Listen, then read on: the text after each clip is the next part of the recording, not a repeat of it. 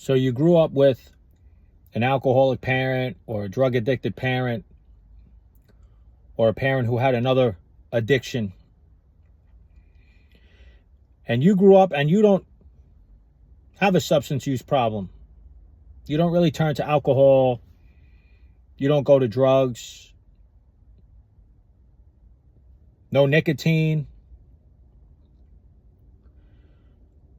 But you go towards doing everything perfectly. Or you go towards control. Control is a big one. So outside, you are not, drinking. You're not getting high all the time.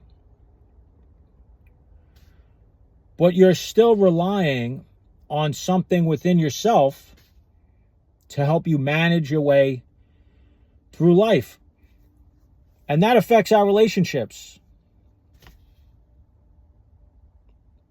Nobody likes to be controlled. And people can pick up on it. Even the wording we use. So let's say you tell your husband or you tell your wife or you tell your partner, I told the kids you are going to take them to the movies later. Now, again, if you know your partner very well and they're okay with stuff like that, then that's fine.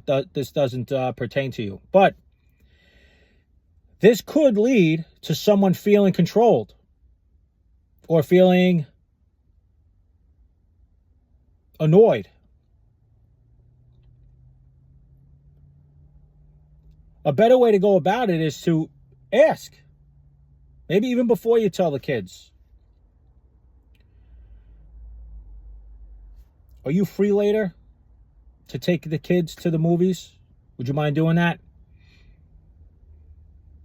That's more of a, open dialogue. Now we can communicate with each other. I'm asking you if you can take the kids to the movies. It goes across a little bit better than saying, I told the kids earlier, you're going to take them to the movies later. Because what happens if your loved one, your spouse, the person you're in a relationship with, what happens if they have something else going on? They're busy. What happens if they have work to do and they didn't plan on taking their kids to the movies? So it can really stir up some issues and some feelings that we could try to avoid if we just use our words differently. Can you take the kids to the movies later? Now, here's the thing. Some people who have control issues ask like that. They won't just control by saying, take them to the movies later. They've actually learned to ask. But here's the thing. What happens when your loved one says, no, I can't do it? What's your reaction to that? That shows you where you're at with your control.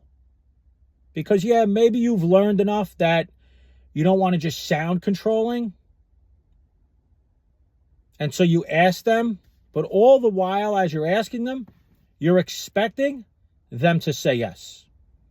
And when they don't, that's when you'll know how much control you're trying to get out of the situation. Are you free later? Can you take the kids to the movies? Actually, no, I can't. Well, what do you mean you can't? Why not? What do you have to do? I've been with the kids the past 2 nights. You can't take them to the movies? That's control. And it's for a lot of us, it's very subtle. We don't even know we're speaking like that to others. We're not even aware when somebody says no, what it does to us. The reaction we get when somebody turns around and says, actually, no, I can't do that. Are you able to work through your emotions in that moment? Or are you overreactional? Work through your emotions is something that most of us, or all of us, have to practice. This is stuff that's not just going to naturally flow out of a lot of us. We have to practice, just like a basketball game. You have to practice before the game starts. Then when the game begins, that's when your practice will show itself. And the same thing with our emotions. The more you become aware and put some certain exercises into your life, when those game time moments happen, when your loved one comes back and says, no, I can't do that, that's when you're going to know where you're at, emotionally speaking, whether you're mature enough to handle a no answer. So if they tell you no, watch how you respond. A mature person would either say, oh, okay, thanks for letting me know. It's that simple. They're not overly emotional about the no. Okay, thanks. Would you be free tomorrow night then? Right? That's all it is. If it's something that you wanted, then you have to verbalize that. Are you free to take the kids to the movies later? No, actually I can't. I was kind of hoping to get some work done around the house without the kids making more of a mess. What do you got going on later? Is there any way that you can still take care of what you have to do and take them to the movies? Actually, while you take them to the movies, is there anything you need done that I can... Was there laundry you were planning on doing? Maybe I could throw the load or two of laundry in for you. It's just a natural back and forth. It's just people who have emotions, right? They have feelings, but one person's not feeling controlled. And that's just a little tiny snippet of, a daily routine with people who are married or in relationships, especially with children involved. And if we are not talking to somebody, then how much we try to control other people, we'll be oblivious to. We'll have no idea. Something as subtle and simple as a couple of words. Can you take the kids to the movies later? Versus, I told the kids you're going to take them to the movies later. And that happens throughout a whole day, numerous times. Or we're expecting something out of somebody else without them even realizing it. It's important to know what our needs and wants are. I know personally, I spent a long time in my own life. I never sat down and actually inventoried my needs, made a list of my wants. I was never taught until later in life, a couple of years ago, that I could say no.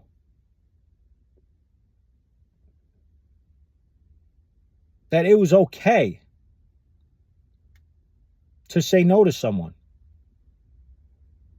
without feeling fear of their reaction or without feeling guilty or without being manipulated by somebody else, right? They could guilt trip you. You feel manipulated. Well, they guilt trip you, and then you feel bad enough that you just say yes. That's why the phrase nice guys finish last, right? Nice people finish last. What does that mean? I've thought about it for years. It's something that I can fall, victim to. Being nice. Oh, I hear parents say it all the time. Just be nice. Hey, share your toys. Be nice. Well, being nice can be so debilitating in life. Now that I'm in my 40s, I can see where niceness gets people. And it's not good. When I see somebody who's overly nice, consistently nice, just nice all the time, I wonder how much anger they have inside of them. Now, I know that sounds confusing, right? Because most of us would say our parents did a good job because they were teaching us to be nice. Well, you could be kind. You could be compassionate. You could still set a boundary. You could still be assertive. You could still say no.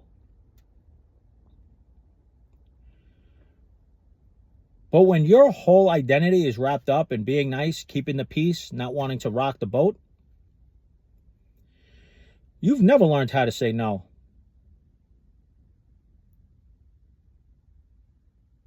It's painful to tell someone, I don't want to do that.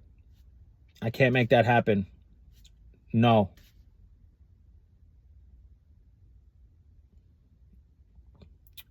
Many nice people struggle with that.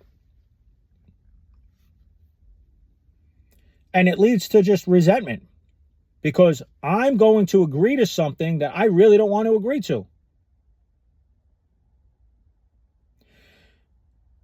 Your loved one says, hey, on Saturday, we're making a plan. We're going to take the kids, a couple other people, some family members, and we're going to stay overnight.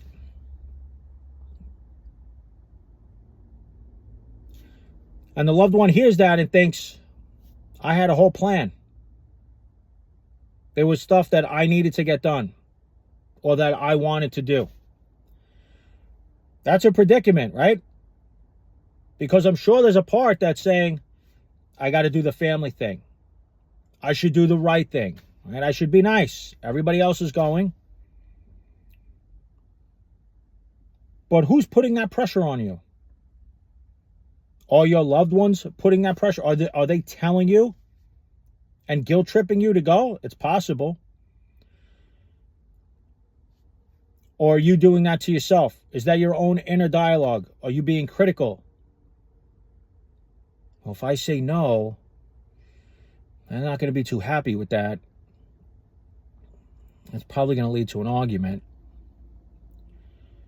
But if I say yes, then I'm not going to be able to do what I wanted to do. And I don't know if I'm going to have another chance to do that anytime soon. And I really needed to get that done, and I wanted to take care of that. And I really don't want to go, but I just don't know how to say that I can't go without it being this whole dramatic scene and and then I'm going to get all angry. It's going to lead to this explosive fight. And then if their family members are going, what are they going to think of me? Like if I don't go, are they going to judge me? Are they going to continue to talk about me, or are they going to talk about me while I'm not there? I don't want that. I want them to think I'm like this bad person if I don't go. I mean, maybe if I try to get everything done before I go and then do stuff while I'm away, and then this way, when I come back, I just have a little bit to do. Just overextend yourself. You see how all that just plays out in our inner world? I'm a big advocate for having someone in your corner, being able to go and talk to someone and make sense out of things. Because we'll just do this to ourselves. Do I go? I don't want to fight. Big argument. If I don't go, the family members might, talk about me. Oh, they never show up. How come they never show up to family functions? What's the matter with them? But then if I do go, I'm not going to get the work I need to get done. It's going to take me even longer to do. Hopefully you got someone that you could call and talk to about this stuff and work through it. Instead, a lot of us sit with it, right? These are all feelings. These are all thoughts that are just conjuring up within ourselves. What's the best way to deal with all that? The healthiest way is to talk to someone. Hey, this is what I got going on. If you're lucky enough and you're already in tune with your feelings and you have a spouse who's emotionally mature and emotionally available enough, you can go and talk to them about this. They'll be open to hearing your thoughts and how you feel about it without saying, what do you mean? So now you're not going to go? You pull us every time. What do you mean you're not going to go? So now I got to go tell my family that you're not going to go again. When all the person is trying to do is just talk to you about what they're thinking and what they're feeling. They're not making a final decision. They didn't say whether they would or wouldn't go. They're just trying to air some stuff out so they can see things clearly. But if we are not practicing a certain way of living and allowing somebody else to help us with all of this, then we are just going to deal with it the way we've always dealt with it, right? When you have thoughts and feelings like that all the time, that's like anxiety. I don't know, what do I do? It's just constant thinking. If I make this decision, it's not going to be good. But if I make this decision, it's probably not going to be good. It's going to lead to future problems.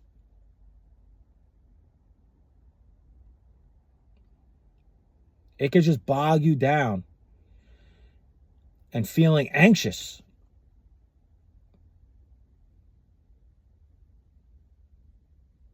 So how do you deal with feeling anxious? Maybe you start drinking, look to get high, caffeine, nicotine.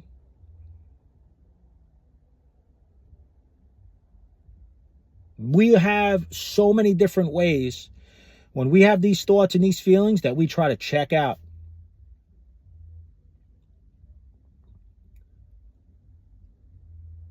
Some of us lean into our perfectionism. I'm feeling stressed out, my thoughts, my feelings. I need a perfectly clean house right now. That's what I need. I need everything to be perfect in the house. That's going to regulate me. That's going to make me feel better. If I can control everyone in the house and everybody just does what I say, I'll feel a lot better. I'll feel better. And people really believe that. People will project their anxiety onto other people and put it on you to have to deal with it. And if you're a nice person, you're going to allow their anxiety to fall on your shoulders. And if you have children, then you're going to allow that anxiety to fall on your shoulders and trickle down to your children. And I know that person, when you have somebody else's anxiety on your shoulders, leads to resentment, leads to anger. And it's so easy to look at them and blame them. It's their fault. They're putting all this on me. Look what it's doing to the kids. It's all you. And that's not fair. Because yes, people with all these thoughts and feelings and their anxiety is something that they do need help with. But it's not just all them. You are also part of the problem. There is so much you could do for yourself. Learn that you can be kind, compassionate, and you could still say no.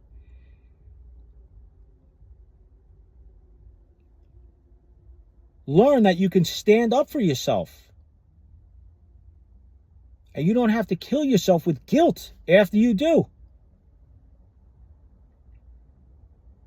That's real maturity. When you can handle those moments in life gracefully.